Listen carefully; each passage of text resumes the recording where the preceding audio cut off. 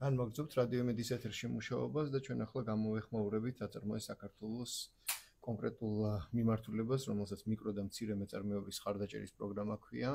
ამ თემას ასაუბროთ რადიო იმედის სტუდიაში ჩვენ აწარმოეს საქართველოში მიკრო მეწარმეობის განვითარების დეპარტამენტის უფროს ანა უგულოვას მასპინძლობ. გამარჯობა. გამარჯობა. მადლობა სტუმრობისთვის.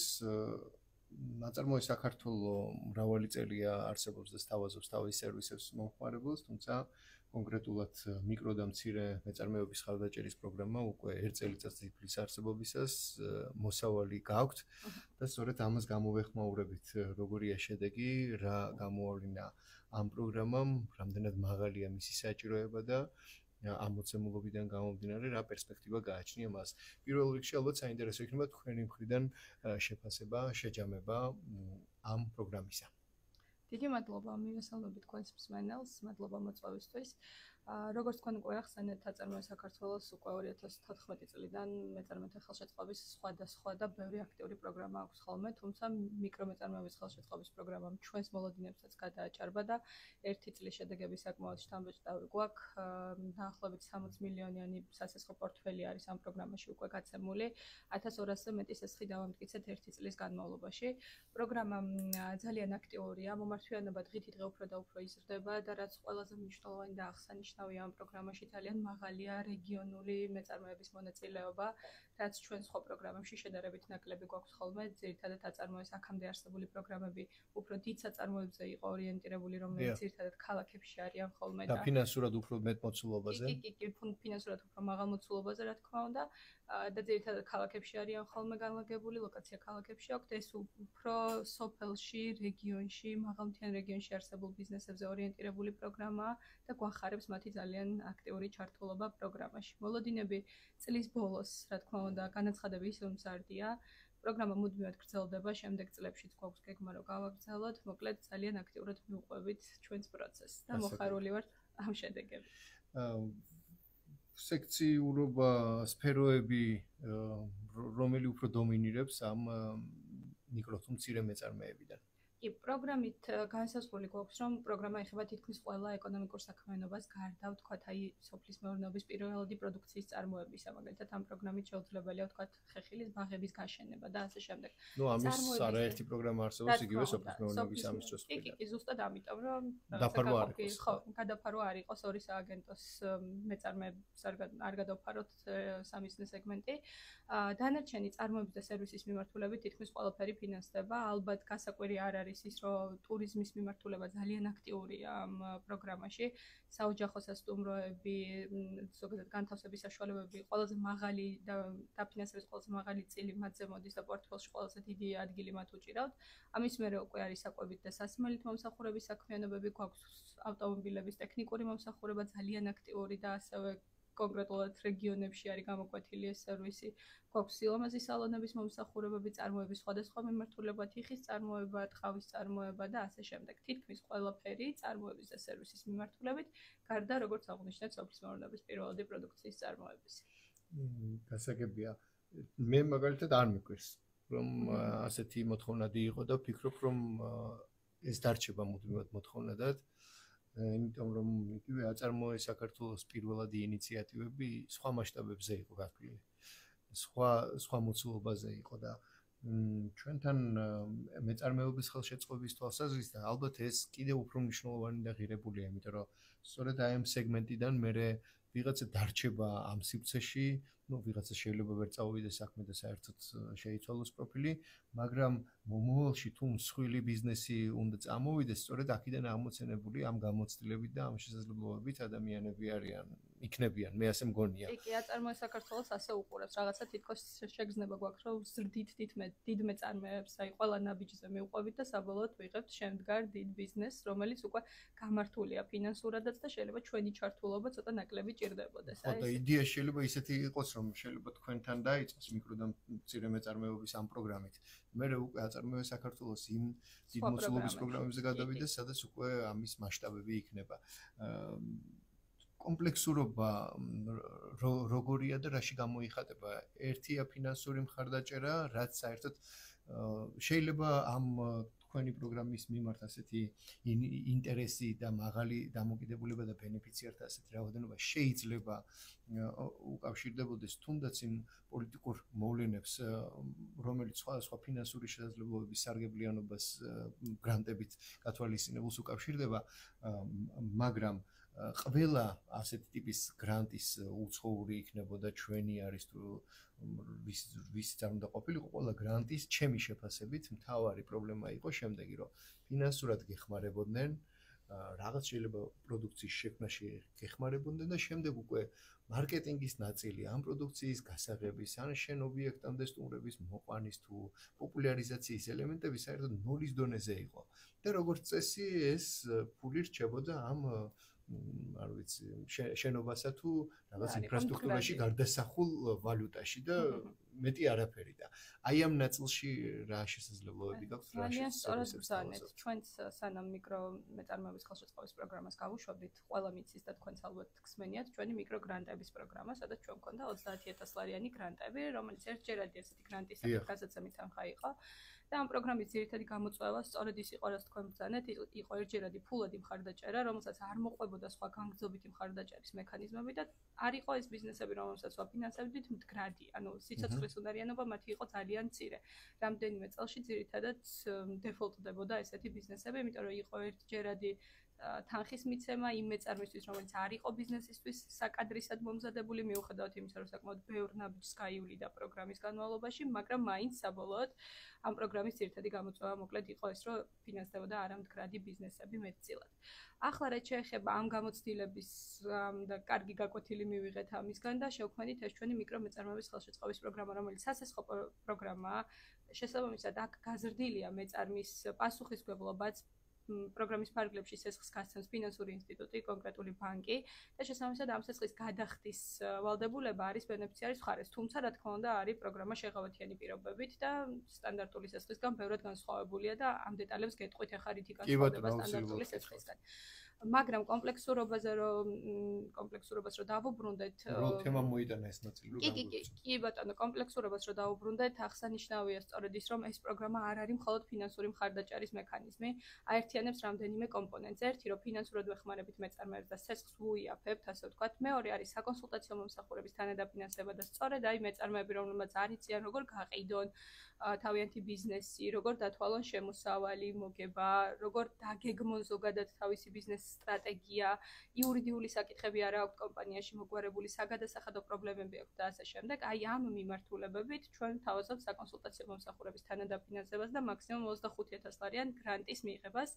აი ამ კონკრეტული მიმართულებების, მათ შორის განსაკუთრებულად პრიორიტეტულია ჩვენთვის დიგიტალიზაციის მიმართულება. თუ კი მეწარმეს რაღაც კონკრეტული ბიზნეს პროცესის გამართვა უნდა, ამაშიც კი დავეხმარებით ჩვენ იმის მიღმა, რომ სესხის პროცენტს დაუფინანსებთ. გარდა სესხის პროცენტის თანადაფინანსებისა საკონსულტაციო მომსახურების მხარდაჭერისა ჩვენთან არის ტრენინგების და სამუშაო შეხვედრების შესაძლებლობა, რომელიც სრულიად უფასოდ იმართება. რა თქმა უნდა, სახელმწიფოს დაფინანსებით ვიდეო აკადემია ატარებს ამ ძალიან ძვირფას ტრენინგებს და სამუშაო შეხვედრებს, რომლებიც ხელმისაწვდომია ჩვენი მეწარმეებისთვის სრულიად უსასყიდლოდ. ეს თქვენი ბენეფიციარებისთვის მხოლოდ? კი, ჩვენი ბენეფიციარი მეწარმეებისთვის. ასევე პროგრამის ფარგლებში შესაძლებელია გარდა სესხის პროცენტის სუბსიდიისა, პროგრამა ითვალისწინებს საგარანტიო კომპონენტსაც. აი, ალბათ გსმენიათ სესხის გაცემის დროს ბანკები ითხოვენ ხოლმე გარანტიას, უზრუნველყოფას. მოთხოვნილი უზრუნველყოფის 80% გარანტიაში ჩვენი პროგრამის ფარგლებში სახელმწიფო დგას. შესაბამისად, ეს საგარანტიო ტვირთი მეწარმეს აღარ აწვება, მხოლოდ დარჩენილი ნაწილის მოთხოვნის შესაძლებლობა აქვს ბანკს. და ისიც ჩვენთან მონაწილე ბანკები, რომლებიც აქტიურად არიან პროგრამაში ჩართული, ამ სესხებს სრულიად ჩვენი 80%-იანი გარანტიით გასცემენ. ეს ნიშნავს იმას, რომ მეწარმეს დამატებით თავისი ქონებით უზრუნველყოფა არ უწევს, რაც ბაზარზე საკმაოდ ხშირია და მით უმეტეს ამ სეგმენტის მეწარმეებში. სავალალო შედეგებით. რა თქმა უნდა, საბოლოოდ სავალალო შედეგებით სრულდებოდა ხოლმე. ხო, ეს არის ამით გვინდა ხაზი გაუსვათ იმას, რომ რაღაცა შეკრული ერთიანი პაკეტი შევთავაზეთ მეწარმეებს. ერთი ფინანსური მხარდაჭერა, ერთი ტექნიკური მხარდაჭერა და ვფიქრობთ, რომ საკმაოდ ესეთი ინოვაცია იყო ჩვენი მხრიდან ეს ამ მიმართულების დანერგვა. ეხლა პროგრამის კრიტერიუმებს რაც შეეხება, რატო განსხვავდება ჩვენი სესხის სხვა სესხებისგან, აღსანიშნავი არის ის, რომ პროგრამით მხარდაჭერა გრძელდება 5 წლის განმავლობაში. ჩვენთან მინიმალური მოცულობა სესხის რაც შეიძლება მეწარმემა აიღოს არის 20,000 ლარი, ხოლო მაქსიმალური 50,000 ლარი. და თქვენ წინაშე კითხვაში რო ახსენეთ, ამ 50,000 ლარიდან ზემოთ უკვე ჩვენ გვაქვს დიდი სესხების პროგრამა შედარებით დიდი მეწარმეებისთვის. ეს სესხები ჩვენს პროგრამაში მაქსიმუმ 8.5%-ში გაიცემა. ეს არის ძალიან მნიშვნელოვანი ნაწილი, იმიტომ რომ ბაზარზე მცირე და მიკრო და მცირე მეწარმეებისთვის სესხის პროცენტის განაკვეთი დაახლოებით 20-25%-ია. ჩვენთან კი მაქსიმალური განაკვეთი არარეალური ციფრია 25-20%. კაბალური. ნამდვილად. და ჩვენთან შეუსაბამო. კი, ჩვენთან ბანკებს დავავალეთ, რომ მაქსიმუმ 8.5%-ში გასცენ ეს სესხები და კიდევ უფრო დიდი შეღავათი ამ 8.5%-საც არის ხდის კონკრეტული მეწარმეთა ჯგუფი, როგორც არის ქალები, მაღალმთაში მეწარმეები, სტარტაპები, აი მეწარმე, რომელსაც ვისაც სტატუსი აქვს. კი, გუშინ თქვა ბიზნეს იდეა ქონდა და დღეს უკვე დარეგისტრირდა მეწარმეთა პროგრამაში მოვიდა, საერთოდ არ გადაიხდის 5 წლის განმავლობაში სესხის პროცესი. ანუ თქოთ კიდევ ერთხელ განგვიმარტოს, ვინ არიან ის ადამიანები, ვისაც შეუძლიათ რომ ისარგებლონ თქვენი ამ პროგრამით. მე რწმუნდათ მართალი ერთი წელი არსებობთ და ყავთ 1200-ზე მეტი ბენეფიციარი, მაგრამ ძალიან ბევრი იქნება, ვინც შეიძლება პირველად ახლა მოისმინოს ან კიდევ არ იცის და მესმის რომ გადალაპარაკებებით უფრო ვრცელდება ინფორმაცია რაღაც სეგმენტებში, მაგრამ კიდევ ერთხელ აგვიხსენით, ვინ არიან ის ადამიანები, ვისაც შეუძლია მოვიდნენ და ისარგებლონ თქვენთან სესხით. სხვათა შორის ამ ინფორმაციის გავრცელებას ხელი შეუწყოს ჩვენ რეგიონული ცენტრებით. საქართველოს 6 რეგიონში უკვე გვაქვს რეგიონული საკონსულტაციო ცენტრი, რომელიც არის ამ პროგრამის გამტარი სხვა ბევრ აქტივობასთან ერთად მიკრომეწარმეების ხელშეწყობის პროგრამასაც რეგიონული საკონსულტაციო ცენტრები ატარებენ. მაგრამ მაინც არის რაღაცა ინფორმაციის ნაკლებობა კონკრეტულ სეგმენტში და გეტყვით, რომ პროგრამის სარგებლობა შეუძლია როგორც ფიზიკურ პირებს, რომლებიც ინდმეწარმის ფორმით დარეგისტრირდებიან, ასევე იურიდიული პირის ფორმით შექმნილ შეპსს სააქციო საზოგადოებას. მთავარია მისი წინაწლის შემოსავალი არ აღემატებოდეს 500,000 ლარს. ამით ვცდილობთ, რომ აი შედარებით პატარა დამწყები მეწარმეები ჩავთვალოთ პროგრამაში. და რა ტიპის ხარდაჭერისთვის თუ ბიზნესის განვითარებისთვის შეუძლიათ რომ ისარგებლონ თქვენი სერვისით. აი თქვათ, მცირე მეწარმეა, რომელსაც აქვს რაღაცა საქმიანობა და ამ საქმიანობის ფარგლებში არ ვიცი, სჭირდება ავტომობილის განახლება, საოფისე შესაძლებლობის განახლება და პირობითად იგივე ციფრული ელემენტი, რომელიც ვებგვერდს და ასე ვთქვათ, სოციალურ ქსელში მხარდაჭერას მოითხოვს. ამას ასეთებს თუ როგორ? ერთი პირველ რიგში უნდა აღვნიშნოთ, რომ პროგრამით შეიძლება როგორც ახალი ბიზნესის დაწყება, ასევე გაფართოების ნაწილი. გაფართოებაში იგულისხმება მათ შორის გადაიარაღებაც. ვთქვათ, აი დანადგარი თუ აქვს ცოტა მოძველებული, მაგალითად ხეზე მუშაობს და რაღაცა კონკრეტული ხის დანადგარის შეცვლა უნდა, რა თქმა უნდა, პროგრამა ამას აფინანსებს. თუ კი ჭირდება მარკეტინგული აქტივობები, მიუხედავად იმისა, რომ ჩვენ საკონსულტაციო სერვისიც გვაქვს ამ მიმართულებით, შესაძლებელია მარკეტინგული აქტივობა ჭირდებოდეს, მხარდაჭერა ჭირდებოდეს და აი ამ მიმართულებასაც ვაფინანსებთ. ვთქვათ, შეიძლება ჭირდებოდეს ოფისის ან პატარა სახელოსნოს მცირე რემონტი, პროგრამა ამის ხარჯებსაც ფარავს. მოკლედ პროგრამას არ აქვს განსაკუთრებული შეზღუდვები, გარდა რამდენიმე სახის შეზღუდვისა, რაშიც არ შეიძლება რომ სესხი მიიმართოს. ეს არის ვთქვათ, უძრავი ქონების შეძენა შეუძლებელია პროგრამის ფარგლებში, მაგრამ რემონტი შესაძლებელია. ასევე შეუძლებელია ავტომობილის შეძენა, გარდა რაღაცა სპეციალური საშუალებებისა, რომელიც კონკრეტულად საჭიროა იმ ბიზნესისთვის.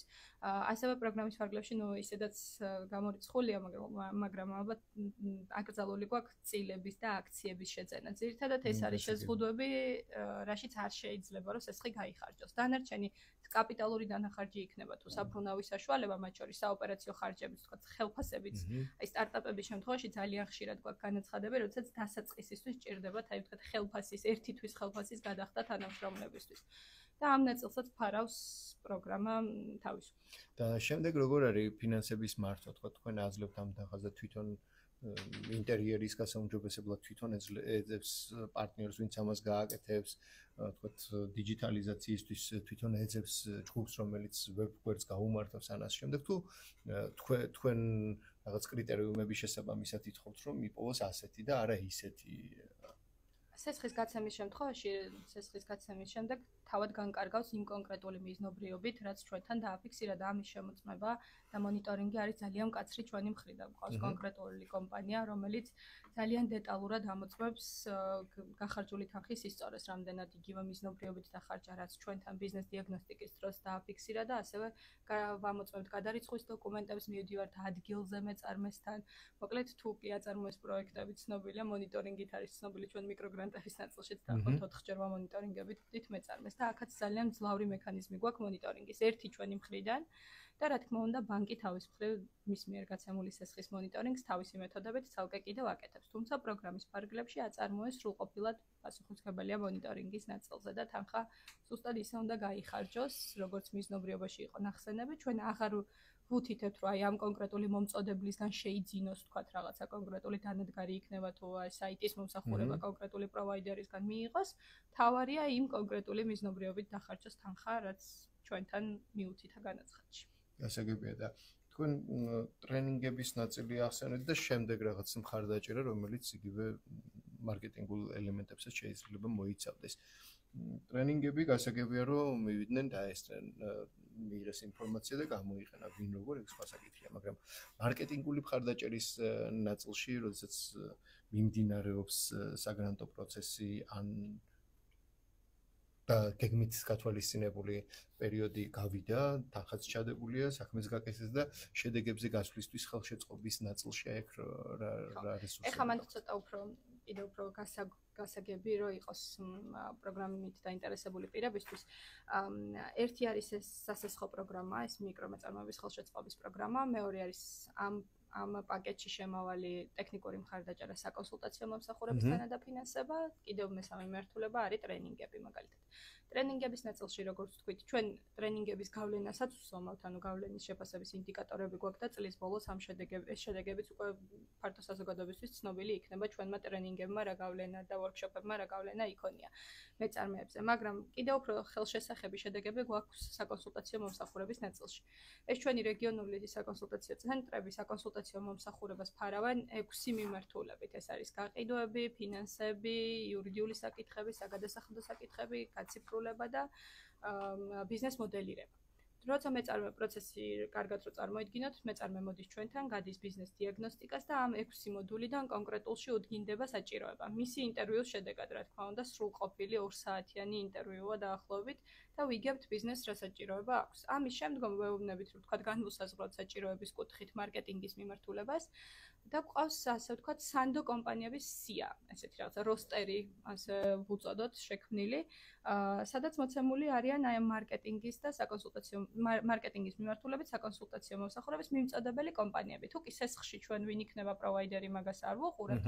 აი აქეთ უკვე საკონსულტაციო მომსახურების ნაწილში ჩვენ გვყავს ეს საკონსულტაციო კომპანიების შერჩეული, რომლებმაც მეორე ეტაპიანი შერჩევის პროცედურა გაიარეს, ვისგანაც შეუძლია მიიღოს ეს საკონსულტაციო მომსახურება. აქაც თანამონაწილეობა გვაქვს ზუსტად იმიტომ, რომ მეწარმის პასუხისმგებლობა გაიზარდოს და ზუსტად მოითხოვოს საკონსულტაციოსგან ის მომსახურება, რასაც იმსახურებს. აქ გვაქვს თანამონაწილეობა 90,000-ზე, მაქსიმალური ღირებულება არის 10,000 ლარი, რასაც სააგენტო გასცემს ამ საკონსულტაციო მომსახურების თანადაფინანსებისთვის, მხოლოდ 10%-ის დამატება უწევს მეწარმე სუბიექტს. ესე გვაქვს პროცესი დალაგებული, ჯერ მეწარმე იხდის თავის ნაწილს, ჩვენთან მოდის სრულად შეკრული პროექტი, შესრულებული სამუშაო, გადახდის დოკუმენტაცია ასე შემდეგ და მხოლოდ ამის შემდეგ რიცხავს სააგენტო თანადაფინანსების თანხას.